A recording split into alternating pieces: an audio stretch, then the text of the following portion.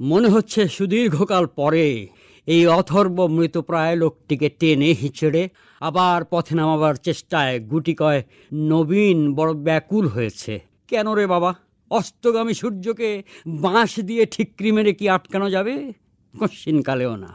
কিন্তু ওই যে বললাম, গুটিকয় নবীনের কথা, ওদের মধ্যে আমার গুণধর ভাগ্নে খয়রাত আলীর কি ফিকির রয়েছে জানি না।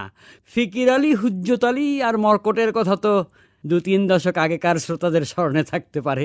কি দুর্দশাগ্রস্ত হতে হয়েছে এই 3 ভাতিজাকে নিয়ে, হয়তো স্মরণে থাকতে পারে। সেই গুণধরদের সুকীর্তি নিয়ে প্রায়শই আপনাদের সামনে এই অধমকে হাজির হতে হতো, কারণ আমার তো আর কেহ নাই বকবক শোনার মতো। তাই আপনাদের মতো ধৈর্যশীল শ্রোতারাই আমার প্রথম ও শেষ ভরসা স্থল। ভালো লাগলেও বলি, না লাগলেও বলি, আপনারাই আমার সবচেয়ে কাছের মানুষ। কারণ নিজের সন্তান সন্ততি আর ওদের সন্তানরাও দূরের কথা, বাড়ির কাজের ছেলেপুলেরাও খুব ভালো করে জেনে গেছে বৃদ্ধরা এক অপাঙ্ক্তেয় জীব ছাড়া এ জগতে কিছু নয়। কেননা আদেশ উপদেশ দেওয়া, বাস্তবতাকে মানতে না চাওয়া, সব কিছুতে নৈতিকতা তালাশ, অযথা রেগে যাওয়া ছাড়া এদের আর কোনো সদ্গুণ নেই। এই শাশ্বত সত্য জেনেও ভাগ্নে খয়রাত হঠাৎ মামা ভক্ত হয়ে এ অধমকে কৃতার্থ করল বলেই না এত কথা বলার সুযোগ পেলাম। তাছাড়া প্রায় বেশিরভাগই তো নিহায়ত সৌজন্যবশত আদাব সালাম সহযোগে শিল্পিত মিথ্যা বাক্যে প্রতিনিয়ত এড়িয়ে যেতে শিখেছে কথিত সিনিয়র সিটিজেনদেরকে। এতে কোনো পক্ষেরই কষ্ট পাওয়ার কিছু নেই। যা হোক, ফিকির আলী আর মর্কটের জায়গাটা তড়িৎ পূরণ করে নিয়েছে ভাগ্নে খয়রাত আলী। রেগুলার যোগাযোগ, যত্ন আত্মি সবই যথারীতি করছে, বরং একটু বেশিই করছে। কারো ভালোটা বলতে গেলেও আজকাল ভয় লাগে, কারণ যার যার বিচারক তো তার অস্তিত্বেই বিরাজমান। যার নিজের যা স্বভাবের রং, সে রং দিয়েই তো পরকে বিচার করে। এটা তো তার দোষ না। ভালো মন্দ, সত্য অসত্য, নীতি নৈতিকতার মানদণ্ড হালনাগাদ হবে না, এ কেমন কথা? আর এসবের ধারণাগুলোকে আপনি আপেক্ষিকতার ফাঁদে ফেলবেন না, তা কি করে হয়? ভেবে চিনতে আমিও আবার পটে গেলাম ভাগ্নে খয়রাতের পটুত্বের অধীনে।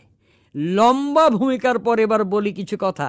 কথা নাই, বার্তা নাই। 2019-এর শেষ দিকে করোনা ভাইরাস এসে গোটা দুনিয়াকে স্থবির করে তালা মেরে দিল।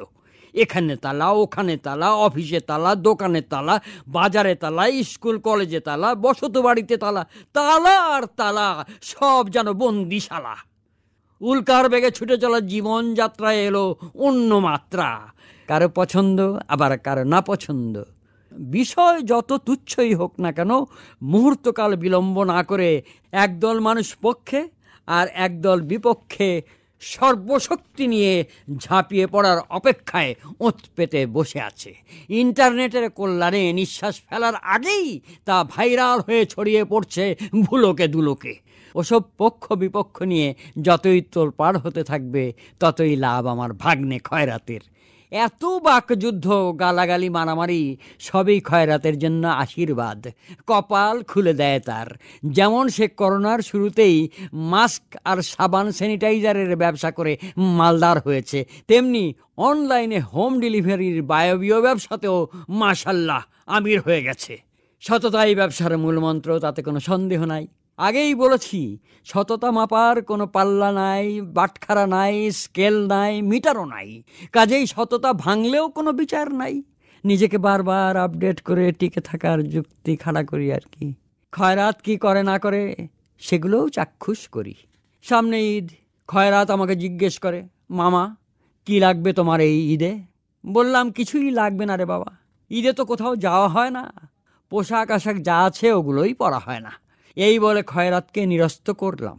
কিন্তু আমার আসলে একজোড়া জুতা খুব দরকার।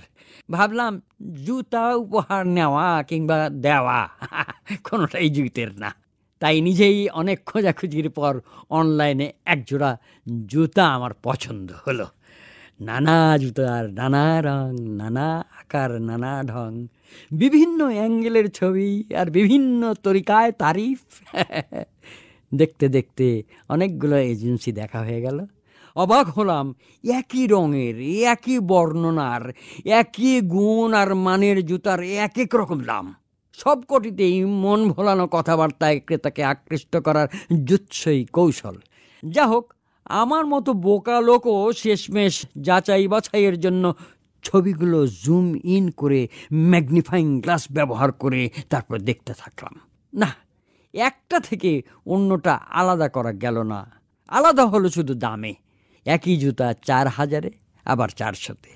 কয়েকদিন গবেষণা করে সিদ্ধান্তে এলাম যে বাজারে যখন যেতেই পারছি না, ঘরে বসে আরামে বাজারটা সেরে ফেলতে দোষ কি? অবশ্য কি দিয়ে কি চেনা যায় বা না যায় বুঝতে না পেরে ভাবলাম, সস্তার 3 অবস্থার গর্তে পা দেব না। বরং 4,000 টাকার জুতায় হয়তোবা তেমন ফাঁকিতে পড়ব না। দোয়া দরুদ পড়ে আল্লাহর নামে অর্ডার কনফার্ম করে দিলাম 4,000 টাকার জুতার জন্য। যথাসময়ে জুতা নিয়ে হাজির ডেলিভারি বয়। আমিও টাকা চুকিয়ে জুতায় পা ঢুকিয়ে যেই না বসেছি, ঠিক তখনই এলো ভাগ্নে খয়রাত। খয়রাত এসে জুতা কেনার বিস্তারিত জেনে বলল, আহা মামা, নিজে নিজে মাতবরি করতে গেলে কেন? এ জুতার দাম তো 400 টাকা। আমি আমার জুতা গবেষণার আদ্যপান্ত ফিরিস্তি দিতেই খয়রাত যা বলল শুনে তো আমি মানে 400 টাকার বিজ্ঞাপনও খয়রাতের, আবার 4,000 টাকার বিজ্ঞাপনও খয়রাতের। সে নিজেই 4-5 নামে অনলাইন সার্ভিস খুলে বসে আছে। কেন? কারণ ক্রেতাদের বিচিত্র মনস্তত্ত্ব অনুযায়ী একই মাল নানা নামে নানা দামে বিক্রির সফলতাও নাকি সে আয়ত্ত করে ফেলেছে। তাই টাকা আসছে আর আসছে। টাকা নিয়ে গর্বিত আমার ভাগ্নে খয়রাত।